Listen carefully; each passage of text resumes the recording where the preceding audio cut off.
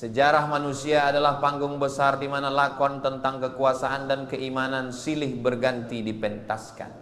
Ada penguasa yang adil dan dicintai, namun ada pula tiran yang kesombongannya berusaha menandingi langit. Kisah yang akan kita selami hari ini adalah tentang puncak dari keangkuhan. Kisah tentang seorang raja yang tidak hanya merasa berkuasa atas manusia, tetapi berani menasbihkan dirinya sebagai Tuhan. Inilah kisah Raja Namrud dan tentang bagaimana kekuasaannya yang adidaya dihancurkan oleh salah satu makhluk Allah yang paling kecil dan lemah, seekor nyamuk. Namrud adalah penguasa kerajaan Babilonia.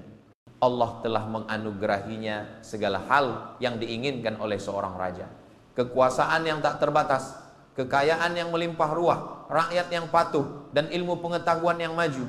Ia adalah raja pertama di muka bumi yang mengenakan mahkota dan mengklaim sebagai penguasa seluruh dunia. Namun nikmat yang melimpah itu tidak membuatnya bersyukur. Sebaliknya, ia menjadi mabuk oleh kekuasaannya sendiri. Ia memandang rakyatnya yang bersujud, memandang istananya yang megah, dan setan pun membisikkan ke dalam hatinya, engkaulah sumber dari semua ini, engkaulah Tuhan. Maka Namrud pun mendeklarasikan dirinya sebagai Tuhan. Ia memerintahkan rakyatnya untuk menyembahnya, bukan menyembah Allah. Ia merasa bahwa ialah yang memberi kehidupan dengan membiarkan seseorang hidup, dan ialah yang memberi kematian dengan mengeksekusi siapapun yang ia kehendaki. Di puncak kesombongannya inilah Allah mengutus seorang kekasihnya, seorang pemuda yang hanif dan pemberani, yaitu Nabi Ibrahim alaihissalam. Nabi Ibrahim datang membawa cahaya tauhid, mengajak manusia kembali menyembah satu-satunya Tuhan yang hakiki, Allah Subhanahu wa taala. Dakwah ini tentu saja menjadi ancaman langsung bagi ketuhanan Namrud. Maka terjadilah konfrontasi yang diabadikan dalam Al-Quran. Namrud bertanya dengan angkuh, siapakah Tuhanmu yang engkau serukan itu? Nabi Ibrahim menjawab dengan mantap, Tuhanku ialah yang menghidupkan dan yang memati. Dengan tawa yang meremehkan, Namrud membalas, aku juga bisa menghidupkan dan mematikan. Ia lalu memerintahkan agar dua orang narapidana dihadapkan kepadanya. Satu orang ia perintahkan untuk dibunuh, dan yang satu lagi ia biarkan hidup. Lihat, katanya dengan sombong, aku telah mematikan yang satu dan menghidupkan yang lain. Namrud telah terjebak dalam pemahamannya yang dangkal. Maka Nabi Ibrahim memberikannya sebuah argumen yang tak terbantahkan, sebuah bukti yang meruntuhkan logikanya di hadapan semua orang. Sesungguhnya Tuhanku menerbitkan matahari dari timur, kata Nabi Ibrahim dengan tenang. Maka jika engkau memang Tuhan, terbitkanlah ia dari barat. Seketika Namrud terdiam, wajahnya pucat pasi. Ia tak mampu menjawab. Seluruh dewan istananya terbungkam. Ia, sang Tuhan, telah dikalahkan oleh logika sederhana seorang penggembala. Namun kekalahan dalam argumen tidak membuatnya sadar. Justru hal itu menyulut api kebencian yang lebih besar di dalam hati. Puncak dari kebencian ini adalah ketika Nabi Ibrahim menghancurkan berhala-berhala sesembahan kaumnya. Dan Namrud memerintahkan agar Ibrahim dibakar hidup-hidup. Ia mengumpulkan kayu bakar dari seluruh negeri, membuat api terbesar yang pernah disaksikan manusia. Namun kita semua tahu akhir dari bagian kisah ini. Dengan kuasa Allah, api yang membara itu menjadi dingin dan menjadi keselamatan bagi Nabi Ibrahim. Keajaiban ini sekali lagi tidak membuka hati Namrud. Kesombongannya telah menjadi dinding tebal yang menghalanginya dari kebenaran.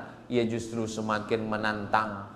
Dengan keangkuhan yang tak masuk akal, ia berkata, aku akan mencari dan memerangi Tuhan Ibrahim di langit. Ia membangun menara yang sangat tinggi, lalu naik ke puncaknya dengan membawa busur dan panah. Ia memanah ke arah langit, dan dengan tipu daya Allah, panah itu kembali dengan berlumuran darah.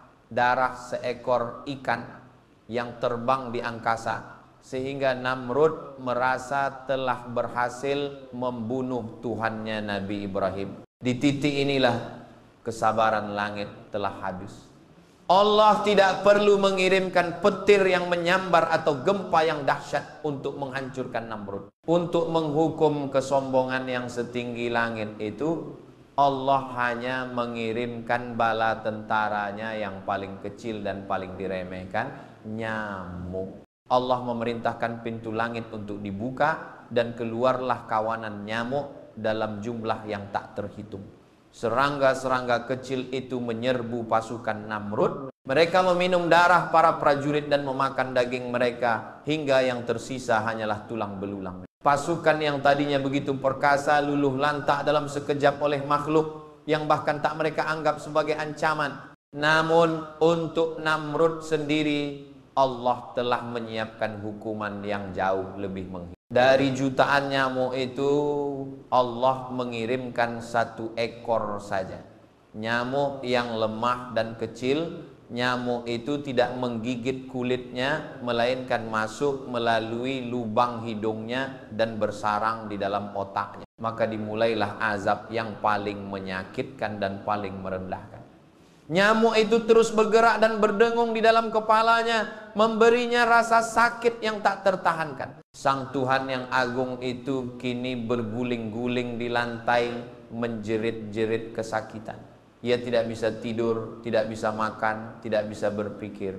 Satu-satunya hal yang bisa memberinya sedikit kelegaan hanyalah jika kepalanya dipukul. Ia memerintahkan para pengawalnya untuk memukul kepalanya dengan tongkat atau terompah. Semakin keras pukulan itu, semakin tenang ia sejenak. Raja yang dulu disembah kini rela dipukuli oleh budak-budaknya sendiri hanya untuk meredakan siksa dari seekor nyamuk. Selama 400 tahun ia hidup dalam siksaan yang menghinakan itu, sebelum akhirnya ia tewas bukan karena pedang musuh, tetapi karena pukulan di kepalanya sendiri yang bertujuan untuk membungkam seekor nyamuk. Bapak dan Ibu yang semoga dirahmati Allah, betapa agungnya pelajaran dalam kisah ini. Namrud yang memiliki segalanya dihancurkan oleh sesuatu yang ia anggap tiada. Allah menunjukkan kepada kita semua bahwa kekuasaan, kekayaan, dan kekuatan hanyalah titipan yang fana. Kesombongan adalah jalan pintas menuju kehancuran, dan Allah dapat menggunakan makhluknya yang paling lemah sekalipun untuk menumbangkan tiran yang paling perkasa. Semoga kisah ini menjadi pengingat bagi kita untuk senantiasa rendah hati, untuk selalu bersyukur atas nikmat yang kita terima, dan untuk tidak pernah sekali-kali merasa lebih hebat atau lebih berkuasa, karena sesungguhnya tiada daya dan kekuatan kecuali milik Allah semata.